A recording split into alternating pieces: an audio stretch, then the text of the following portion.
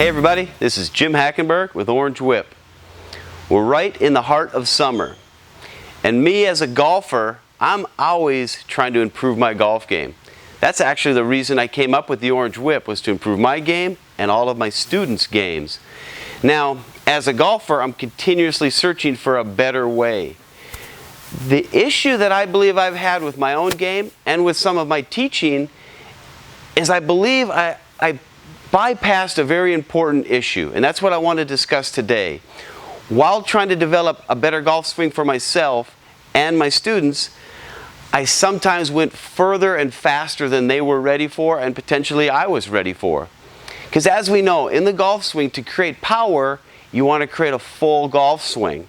But sometimes when people make a full golf swing, they get all the way back and the club gets away from them, and they're not in synchronization with the club, their arms, and their body. That has also happened to me. So what I want to talk about today is the way I think that we can all improve our golf swing, make it more efficient, more effective, more consistent, and actually your back and body will feel better for it. But let me explain why we're doing this. Let me show you what I think are some of the negative aspects of a swing that take a person away from the consistent golf they're looking for. Many golfers are so desiring to get a full backswing that they'll even stop their body, but they'll let their club keep going, so they'll flop it at the top, or their arms will collapse to get it all the way to here. But then you have to reconnect everything, get everything in sync, and hope to hit that golf ball. So if you're suffering with inconsistency, I've got a drill that's very simple. You can do it with an Orange Whip, you can do it with a golf club. And it's going to seem like you're limiting your abilities, but in actuality you're going to be more effective in creating more power with much less effort. It's simply what I call a 3/4 golf swing. I'll take my Orange Whip, I'll get settled into my normal stance, and this is very important. Start very slow pendulum back and forth. Notice how I've got nice extension. I'm swinging the club, my arms, and my shoulders are starting to rotate. As I'm swinging, my wrists are going to hinge to support the club here and here. As I turn that into a natural motion, I'll continue to where I go to about 3/4. This is a 3/4 length golf swing. Now this is crucial because that is what your golf swing is. If you can get to here with everything in sync and your wrists set, really the rest of the backswing is a slight rotation of the body. But many of us stop our body and let the hands and arms complete it, and that's where trouble comes in. So let's learn the golf swing at 3/4 levels. If you then can take it to a fuller golf swing by a better turn, that's great, but let's evolve into that. Let's not start there. So here's what we're going to do. Starting over, we're going to start slow, gradual build, let your wrists set, and once you reach 3/4, let it all load. Notice how I wait for it and unload toward the target. I'm only going to 3/4, but I'm letting it load. The importance of this is momentum.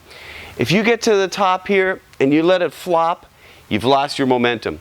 If your arms collapse, you've lost your momentum. Let's keep the momentum and let's develop it by doing 3/4 golf swings. Back and through, wait, wait. You'll also find you're using your feet much more accurately, and you're much more in balance. After doing numerous swings with the Orange Whip, let's take a golf club and try the same thing.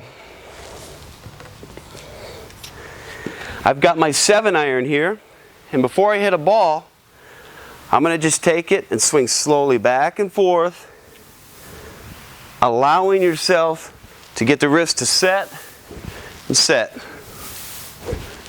And then you get some speed, but notice how I wait for it. I wait for it here, and then all the way through. Now I'm going to hit a shot with a 3/4 golf swing. And this is great for your wedges, your irons, even your driver. If you can do this with all those clubs, you're going to be more consistent, but you're also going to have a better way to find that motion over and over. And then, once you have this, then you can move to the fuller motion where you turn a little more. But let me hit a shot here quickly. I'll settle in. I'll balance, I'll aim, and I'm going to make a 3/4 swing. And if you play any golf in windy regions, it's a great way to learn to swing the club when it's windy. It's easier to keep in control and keep a lower swing plane. So now, what I need for you to do, take your golf club, take your orange whip, find a mirror. If you can face a mirror, looking at it while you swing, this will allow you to notice if you get to 3/4 on each side. And what you're going to find is, it's going to look much more stable and simple. And as a reference for a tour player, a current player who is doing it would be Paul Casey. Paul Casey has a wonderful, efficient golf swing. From the 80s and 90s, Hal Sutton. These guys are very efficient, powerful, with pretty limited swings. So take your club, work on that 3/4 swing, and pretty soon you're going to be much more consistent and straighter. All right, Orange Whippers, get out there, let's try this. You'll find you're going to like it. Let's have a great golfing summer, and let's get better every day. It's time for me to fly.